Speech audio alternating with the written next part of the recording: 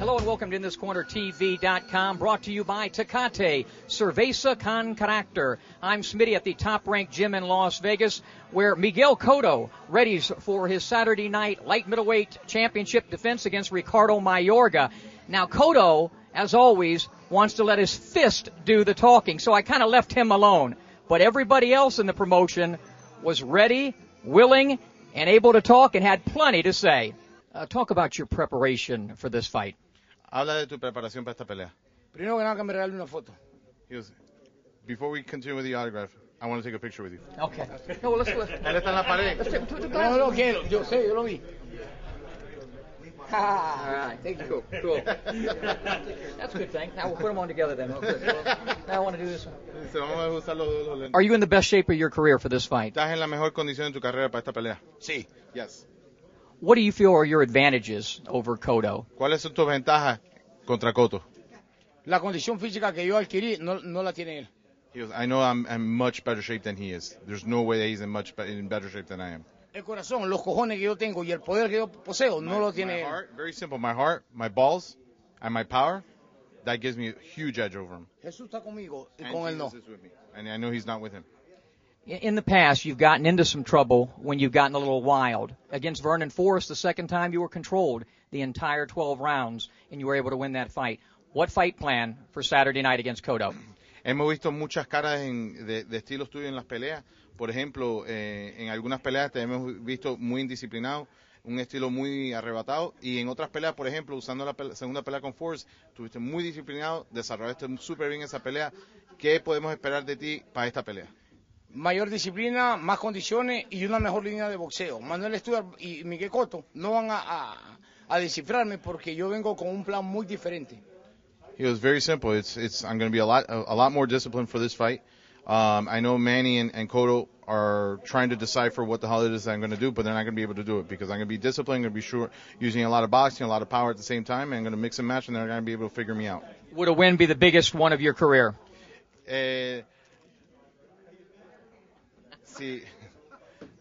Si la victoria esta para ti representaría la victoria más grande de tu carrera. No. Why not? ¿Por qué no? Esto es como un sparring para mí. This is like a sparring session for me. This isn't a fight. Lo que quiero es ganarme la firma de Manny Pacquiao en un contrato. The biggest fight in my career should be Manny Pacquiao. ¿Dónde me la voy a ganar? And So the highlight. how am I going to get to that? ¿Dónde me la voy a ganar? Noqueando a Miguel Cotto. Es como que Manny Pacquiao me está diciendo, yo voy a firmar para pelear contigo. Knocking out Miguel Cotto is going to get me to Manny. So the highlight of this is really the picture with me and your birthday. Entonces, la parte más alta de esta entrevista entonces fue la foto conmigo para tu cumpleaños. Tú mismo eres, papá. Tú lo dijiste. Absolutely. All right, best of luck. Mucha suerte. No, yo tengo la bendición. La suerte la voy a ocupar Cotto, que no le va a servir para nada. He goes, I'm blessed. He goes, and I know I'm being blessed for this fight. Luck he's going to need. You know, one final comment, his thoughts on Alexis Arguello. Tu opinión sobre Alexis Arguello. Fue un gran campeón del mundo, ¿qué te puedo decir? Y uno de los grandes ídolos de Nicaragua y bueno, a nivel mundial, que vive el flaco, lo queremos mucho.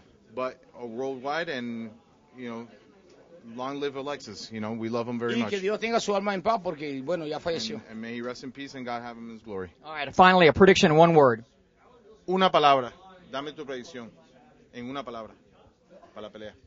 Yo soy el... Una palabra. Oh, yo gano. Esas son dos.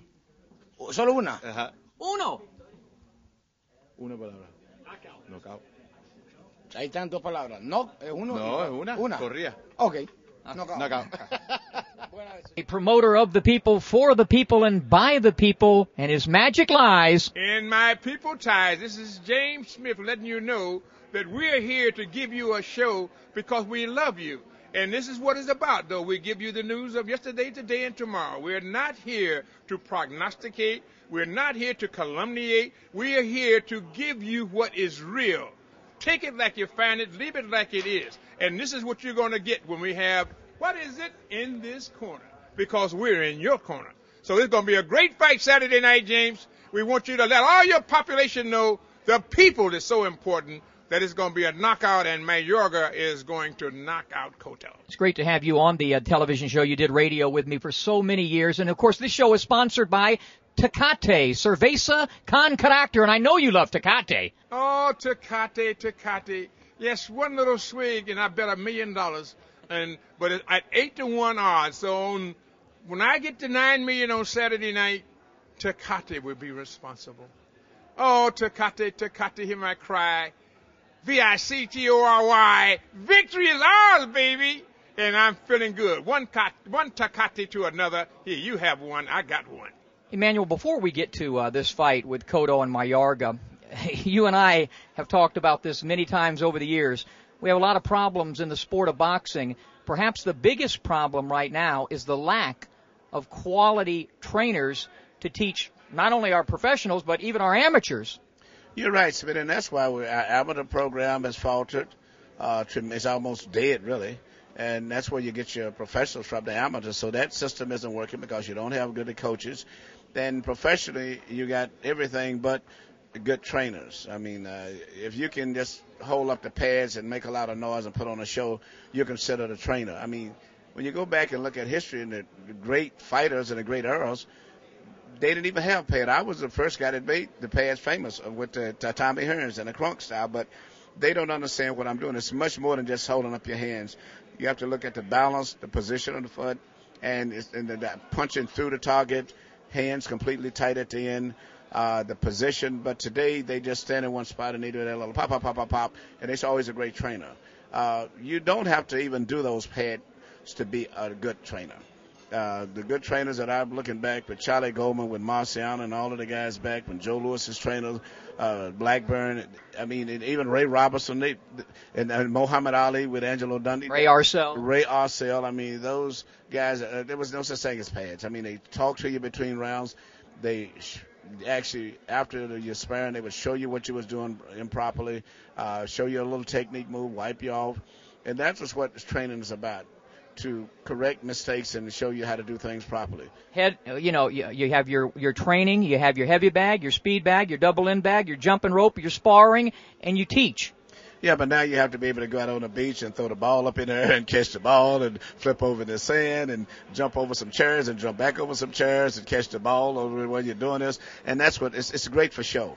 But nothing beats the old-fashioned just punching the bags and push-ups, pushing your own body weight up, especially on your fingertips, pulling your body weight up on a chin-up bar, punching the heavy bag to strengthen it. And that's still the basics, to me, success of training properly and preparing for a fight. But is it tough to get these youngsters coming up to listen to that? Even though you're a legend at what you do, I would imagine it's difficult because they're almost preordained now to do all this other crap. Well, it's not just the boxers, the trainers. They're the ones that they wanted to do that. And so if you say something that's different, a lot of them look at you. But most of the boxers I've trained, they were actually hungry to learn the real, true, old-fashioned tactics. And as I said before, I don't recall any great supposed trainer, great fighters that was all wrapped up into this pad work, which is more of a show. It's not even necessary to be a good trainer. But that's the only thing that most of these so-called trainers can do, because they don't know how to really train. So they just learn a way of just, regardless of what your balance or the hand position or body position, just to sit there and let them just punch on their hands with that little fast, no commitment on the punches type style. And that's why the fighters today have a lot of them have fast hands, a lot of speed, very few knockouts. Yeah, they punch at the target, not through the target. Yeah, and that's why you have the guys such as Pacquiao and Miguel Cotto and the new kid Donaire. This is why the people liked it, because they're exceptions. They're punching through their targets. And actually, even a lot of the heavyweights that we have out here today, outside of probably Latimer Klitschko, very few of them even punch through the target when they punch. Miguel Cotto, very lucky to have you now working in his corner. What are the main things you tried to do working with him? I know one thing I've heard you mention a lot of times is balance, working on his balance. The first thing that I did when I began working with Miguel Cotto was to correct what I was, as a broadcaster and a big observer of most of his career, I thought was terrible, was his balance, which was fighting in a manner where all of his weight was over his left foot. Head down excessively low, even though he's about 5 feet 7 or 8. He was fighting actually as if he was 4 feet 10, which is something that I one day made him stop it. When we was training. Don't look at me when you say 4'10". No, but it made him start keeping his weight evenly distributed, and have his elbows from being so far out like he was, to bring him closer in. And from that, everything else worked. Because as an amateur boxer, he was phenomenal as a boxer. And I looked at a video once of him on a big international match. He was representing Puerto Rico and against America. And I thought it was Sugar Ray Leonard until they said there was a kid was a 17-year-old boxer from Puerto Rico. And I said, we've got to get back to using your footwork a little bit and boxing a little bit more, because you can't overpower everybody. And that's what he was doing. But when he got to a certain elite level and started having the tough fights with the Shane Moses and Claudes and Judah and Margarito and Pacquiao, he started having problems because he'd gotten away from his boxing. So basically I made him get back to having better balance and operating behind a side of left jab. What do you expect in this fight Saturday night against Ricardo Mayorga? The fight this Saturday night between Mayorga and Cotto, I figure Cotto will win by knockout within 3 or 4 rounds because he's too accurate with his punches, whereas Mayorga's punches are wide looping punches. And right now, Miguel Cotto is boxing a lot better, so his strong side of left jab would set up short combinations where I believe that without even running from Mayorga, he would be able to catch him with a much more accurate punches if they have exchanges and knock him out. I got to see this left hook. Manny was talking about your left hook to the body. He's saying it's like the best he's ever seen, so that's saying something. I said it on the Mexican station, the Azteca. I told them that yesterday. And Julio, I had about 3 fights. He would hurt you, but with Miguel, he shut the lights go out. The whole room is all on his own. If he could have one fight, let's say you had one fight for Miguel after this fight, would it be a rematch with Margarito, a rematch with Pacquiao, or a fight against Floyd Mayweather if you had a wish list and could have only one more fight with him and for him? If I could have one fight, only one fight, I would say Pacquiao, because I think he is the best that's out there. It's a fight that I find very intriguing as a fan, in addition to being a trainer, because they're two guys who both punch and commit. They both have speed and power. And the first fight, which Miguel Cotto was doing very good in the first half, first 3-4 rounds. And then from that point on, Pacquiao took over. But it still demonstrated to me that he had the ability to be a very competitive and not victor over Pacquiao.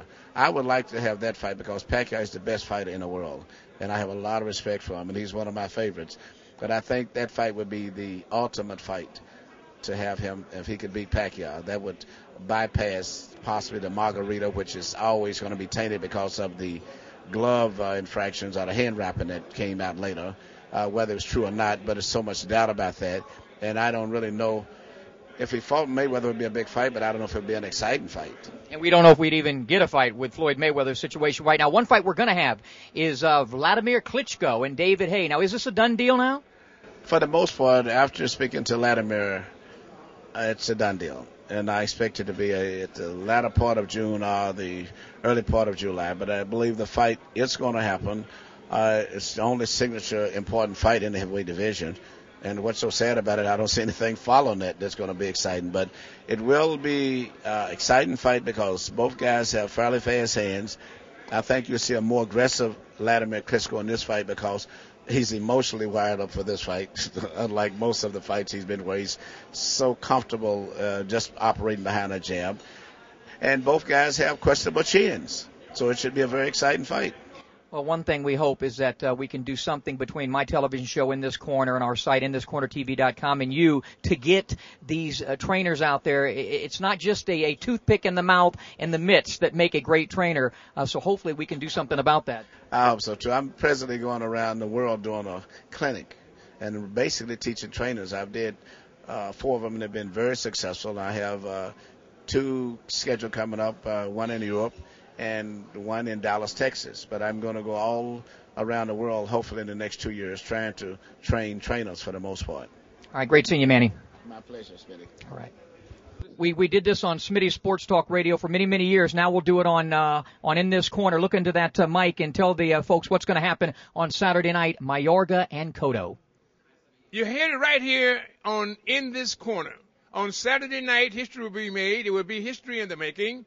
when Mayorga, El Matador from Nicaragua, Viva Nicaragua, dedicating the fight to Daniel Ortega, his presidente, and the people of Nicaragua, he will take on Miguel Cotto of Puerto Rico. Viva Puerto Rico. And when he takes on Miguel Puerto Rico, of Puerto Rico, he will be the sacrificial lamb this time, but he will be immortalized for being in the position to be sacrificed for betterment of mankind in the sport of boxing. So it's going to be great, and we can never underestimate the great contribution that Miguel Cotto is making to the boxing world and the people at large. He is letting them see that though you may be down, you're not out. Get up, you get knocked down, get back up. Dust yourself off and get back in the game. You're in it to win it. You can't give in, you can't give up, and you can't quit. So when Miguel does that and Mayorga knocks him out, it'll be history in the making. So you're here, right here on this corner, in this corner, Saturday night, March 12th. If you can't be at the MGM Grand to see it live and in living color, check it out on the screen. We're going to be there. Get it at pay-per-view. But it's a must-see. You got to see it. You heard that now, in this corner, and we are in your corner. And I'll see you at the Hall of Fame in June in Florida. Oh, the Hall of Fame in June in Florida. Oh, I love Florida. Thank you, Jimmy.